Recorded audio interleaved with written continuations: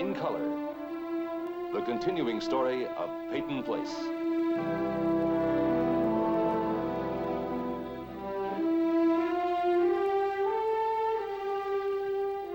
Starring Dorothy Malone as Constance Mackenzie, Ed Nelson as Michael Rossi, Ryan O'Neill as Rodney Harrington, Barbara Parkins as Betty Anderson, Tim O'Connor as Elliot Carson, Christopher Connolly as Norman Harrington, Patricia Morrow as Rita Harrington, James Douglas as Stephen Cord.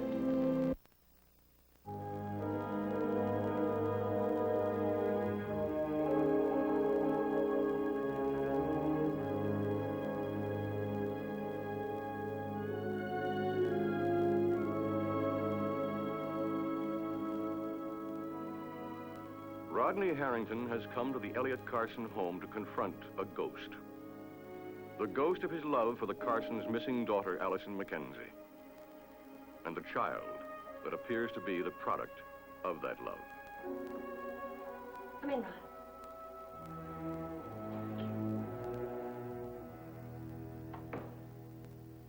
I have something to say to both. It's already been said. Not by me. Look, she needs her nap. I'll be back in a minute. Kelly looks healthy and happy. Do me a favor, will you? No small talk. We're beyond that, aren't we? Yes, I think we are. But there's one thing that keeps us together, Elliot. Tied together, that baby. Kelly, your granddaughter. My daughter. Is that what you came here to say? That's what I came here to say. Well, then, as long as you've satisfied your conscience or your ego or whatever it was you came to satisfy, why don't you just... It's my baby, Elliot. Not because you say she is, or Jill Smith, or a court of law. But because if she's Allison's, then she's mine. It's my responsibility, and I want to be some help. There's nothing, Rod, really. I know I can't provide a home or a family, but I can be part of her life. I can give her companionship. I can help out financially. She doesn't need your companionship or your money. We'll raise Kelly. All we ask of you, beginning right now, is that you stay out of her life. No deal. You're not in any position to make a deal, my friend. Just a minute. Kelly isn't a piece of merchandise to be divided up. She needs love, all we can give her. All she can get. From all of us. See, that's compassion. That's understanding from my wife. But you're not going to drop in here every Saturday afternoon and play like a father, because that's too easy for you. It's also too destructive for Kelly. You'll start out by confusing her, and you'll wind up hurting her. Please don't shut me out. Kelly has us now. We're her parents. There's no room for you. Well, then I'll make room.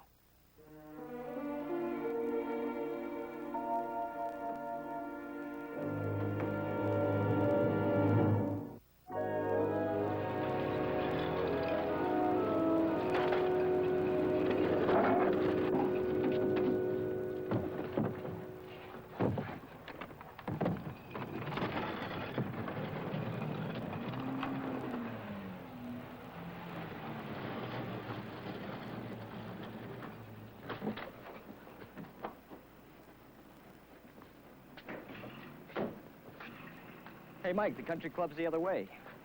Dr. Rossi, is it Rita? No, Rita's fine. You sure? Well, she was when I saw her the last time, which happened to be about 43 minutes ago. I got some news from the home front. What happened? Somebody steal 3rd Avenue? I'll see you later. I got a call from Lisa. Our sister learning to live alone and like it?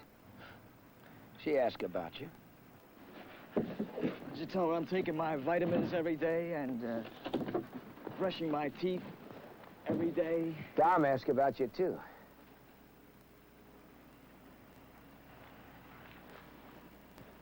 He was so anxious to hear about you, as a matter of fact, he waited on the doorstep for Lisa to get home. So anxious that he didn't even bother to drop off his suitcase, having just been released from prison. She didn't tell him where I was. Oh, no. Remember, we decided it wasn't a good idea. You didn't want to see your friends anymore. You wanted to make a clean break, a fresh start. That's right. Well, he wouldn't go for it. And when she wouldn't tell him where you were, he roughed her up, so much so that she was hysterical on the phone, frantic. She was born that way. Who is he, and what does he want from you? Owe him some money. How much? I don't remember. So much that he would risk going back to prison on an assault charge? Listen, I gotta get these boxes down. Hey, that was a lot of garbage you were feeding me here about being suffocated around the house. You had to get out on your own so you wouldn't choke. That was the truth. You lied to me from the beginning. You lied to me about everything. About Jill Smith and the baby. Listen, Mike. You're gonna level with me now, you understand? 100%. You're gonna tell me everything. Who you're running from and why. And what it has to do with Jill Smith. Now, you think about it all day, and then when you come home tonight, you tell me everything. Or else you better find another place to hide.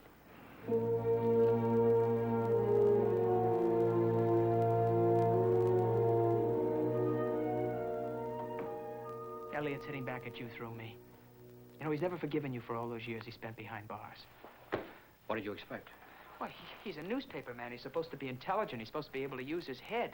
Can't he see I'd have nothing to gain by lying about Allison? He's a father thinking only of his daughter. I can understand that. Yeah, well, I'm going to stick up for myself at that custody hearing. Why? Why? Because I have a right to my own child, that's why. So you spied Elliot Carson. Punish him for what? Shouting at you? You decide to claim a child that you can't possibly care for and love and raise properly. Why not? I'm going to get married. Have you asked Betty about taking the child? I should do what's right. How can you ask Betty to take custody of Allison's child? What kind of a way is that to start a marriage? An honest way. A foolish way. You're afraid of Betty, aren't you? Oh, yeah, Dad, I'm terrified. You're afraid because you're not quite sure. You don't know whether she wants you for yourself or for that mattress full of money she's going to get when she says, I do. Betty's been hurt too much by Stephen to do anything in a calculated way. All she wants is love, and I think with me she knows she has it. Sure, I know. Look at you, Rod. Look at your face. You never could play poker. I can take one look at you and know exactly what you're thinking, and right now, you still have your doubts about Betty. That's not true. You're afraid she won't take you without the money, so you're going to give her a little test. You're going to say, how about taking this love child, my love child, along with me? If she accepts, you'll have your sweet proof. You'll know beyond a shadow of a doubt that she loves you. Really loves you. But Betty wins either way, doesn't she? I mean, if I came with an army of children, she's still the old man's chief beneficiary. She can have you without the child, can't she? We're getting married, period. So if she accepts the child, accepts the responsibility, the burden, that means she really does care for you, period. Gee, Dad, I'm glad you pointed out that what I'm really doing is testing Betty. Now, look, Rod. I want you to marry Betty. But you came in here ranting and raving about Elliot Carson instead of coming to the point. Cut it out. I know what's on my mind. And I don't need anybody to analyze me. Then why did you rush to the telephone when you left the Carson house? Why did you have to see me? Why did you insist that I postpone a meeting? What was so urgent?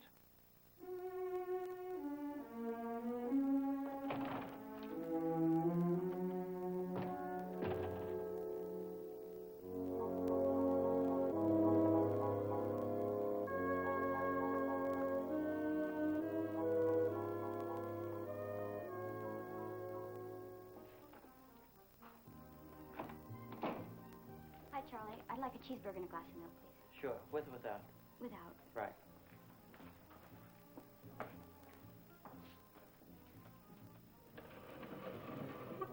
How about some company? You know, the first time I saw you in here, you asked me all the questions. This time I'd like to ask you a few.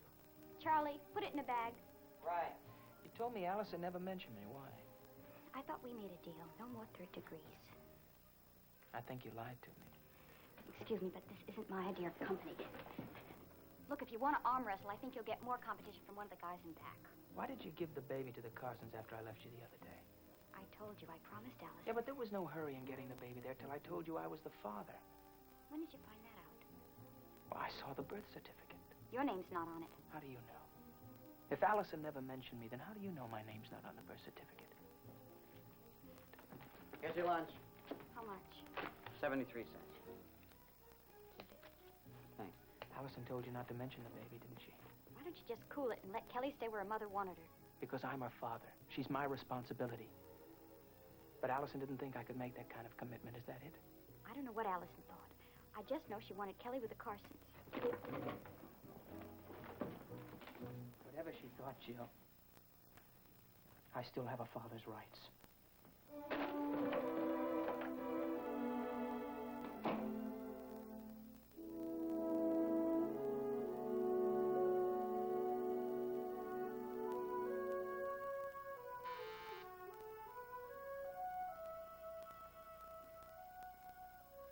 Yes.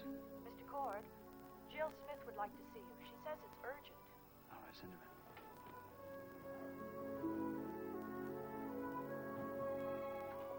Hello, Jill.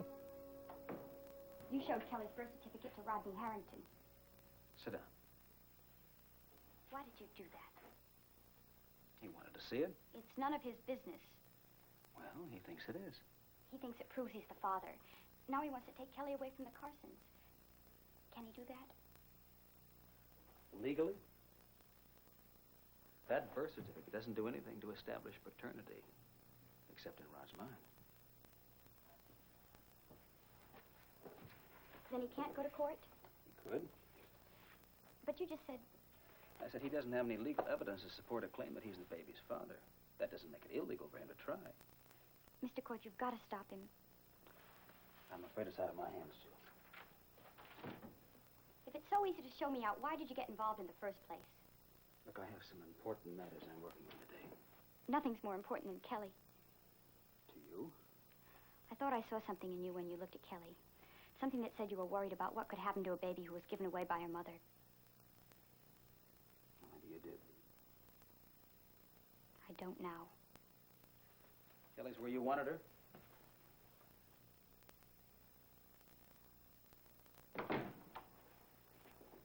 Rodney's trying to take Kelly away from the Carsons.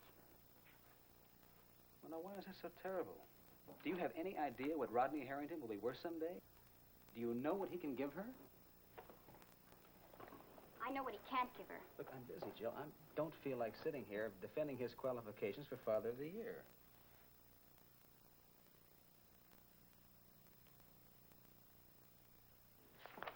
And what do you want, Mr. Cord?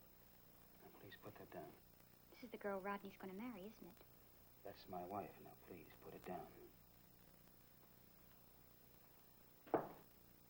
You knew about Rodney and Allison, didn't you? You knew all along. That's why you were in such a hurry to get proof and to show it to Rodney. That's the only reason you talked to me, isn't it?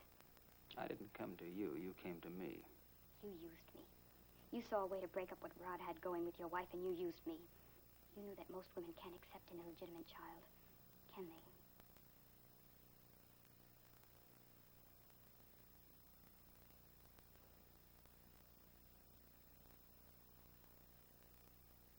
If Rodney doesn't have a wife, he won't stand a chance in an adoption proceeding. So we both win, is that it? That's it. I don't like it. Not at all. And if Rodney has any plans like that, with or without your wife, I'm going to take Kelly away. Would you like to hear the penalty for kidnapping? Not from someone who practices law the way you do. Taking Kelly away won't be as easy as it was for you to bring her here, Miss Smith. Did I say it was easy for me to bring her here, Mr. Cord?